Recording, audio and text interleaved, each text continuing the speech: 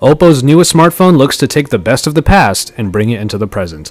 Hey, it's Joshua Regar from Android Authority. What's going on, everybody? And this is the Oppo Find 7 in this first look. As should be evidenced by the usage of the Find name, this is an update to the original Find 5 that was also a bit of a trailblazer in its own right, as it was one of the first phones to come with a 1080p resolution display. That tradition continues here on the Find 7, as it comes with an industry-first 1440p display, not called 2K by the company, but instead Quad HD. But before we get into the absolutely jaw-dropping screen, let's talk about the design. The design of the Find 7 follows heavily from the language originally started in the Find 5, which is a wonderfully constructed body with steel elements. In the Find 7, the first thing that was noticed was a much better balanced weight distribution, as while the Find 7 comes a little bit heavier than its predecessor, it feels much nimbler in the hand than we would have expected. The black slate front has the 5.5-inch screen with capacitive keys on the bottom, accompanied underneath by a very attractive LED notification light called the Skyline Notification Light. The shine goes from the very middle of the area and permeates in a curve throughout the bottom of the phone. The button layout takes on the power button on the left with the volume rockers on the right, another returning feature from the Find 5, and at first the uncommon layout does take a little getting used to. Coming around the back, you will notice that there are two different backs in this video, as the phone comes in two different versions. Called the Find 7A or Lite, there's a version that sports a 1080p FHD display instead and includes somewhat lowered specifications that will have a brushed backing that does feel quite nice but is a bit slippery to the touch. The version sporting the Quad HD display instead has a carbon fiber backing that definitely feels more secure in the hand and has an attractive textured pattern. Either version will make for a phone that looks absolutely great, even more so in the white version if that is your preference. Now, 5.5 inches isn't quite a common size for a phone screen, as phone manufacturers are starting to stretch the limits of 5-inch form factors with 5.1 and 5.2-inch offerings nowadays. And then you have the larger phablet space that can range from 5.7 to the 6.4. Instead, Oppo went for the middle route and thus has a phone that does have a 5.5-inch screen but has the general size of a Samsung Galaxy Note 3. The result is a phone that is right on the line of discomfort when using one-handed. It's nowhere near the discomfort of a full-size phablet, and its form factor, we believe, will gradually feel normal to most users. Though the sides are rather thin, the flatness allows for a good enough grip that things never get out of hand.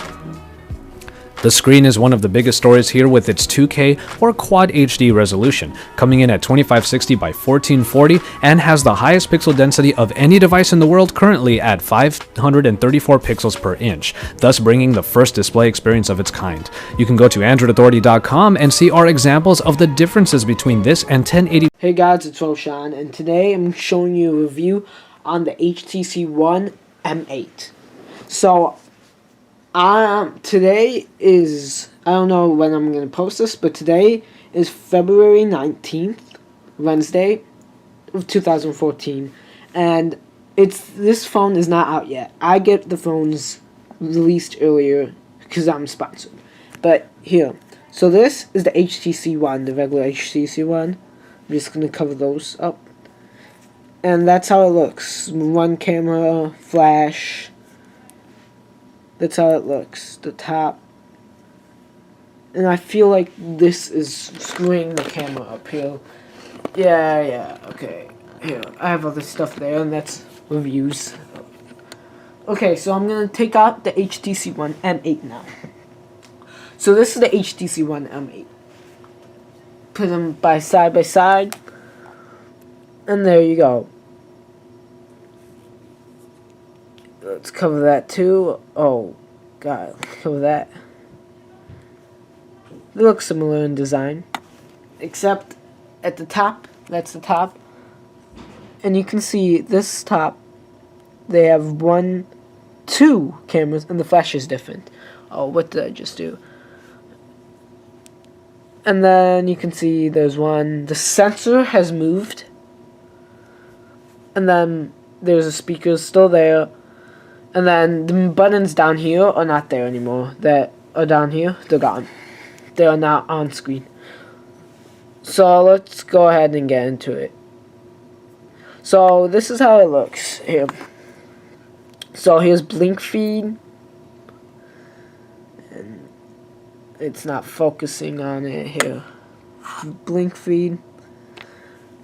Right now I am actually moving items because I want to move them, and yeah, okay.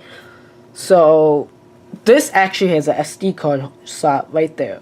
People would think that's the SIM card because on this phone it's there, but no, the SIM card's right there. It's nano SIM, I believe. I don't know. Okay, so it's really smooth. Oh, I didn't even know that. Well, it's running Sense 6.6. If I go into settings, it will not show.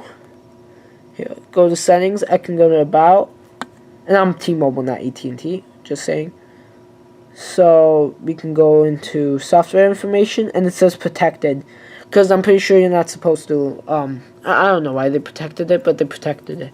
And I'm having system loggers on right now.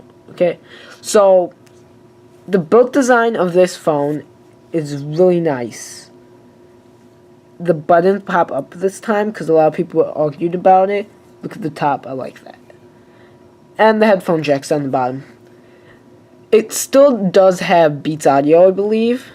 And I have a lot of songs here I want to try here. I didn't test this yet. I don't have.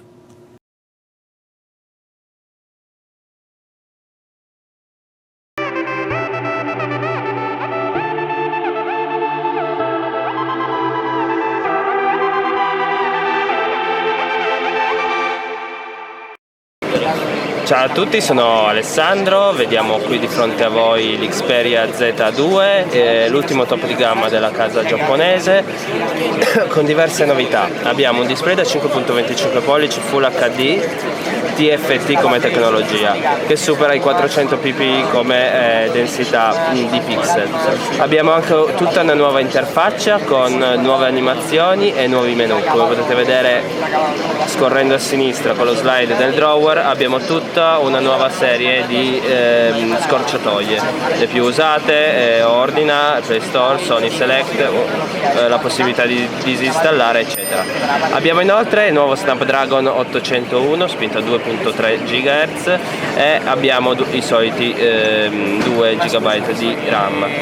Abbiamo inoltre una fotocamera posteriore da ben 20.7 megapixel, assolutamente un sensore della stessa Sony, e un design che non si discosta troppo dallo Z1 precedente.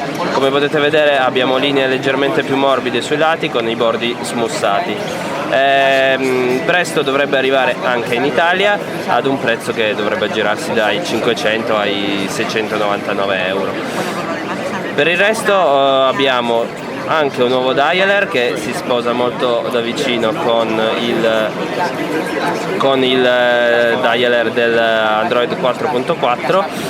Abbiamo inoltre alcune applicazioni preinstallate come la radio FM, il track ID e tutta una serie di live log che ci permette di utilizzare anche il nuovo accessorio di Sony che vedremo successivamente e tutta un'altra serie di applicazioni. Abbiamo anche un'animazione, come potete vedere, dello sfondo sensibile al nostro movimento. Per il momento è tutto, vi rimandiamo poi alla nostra futura video recensione.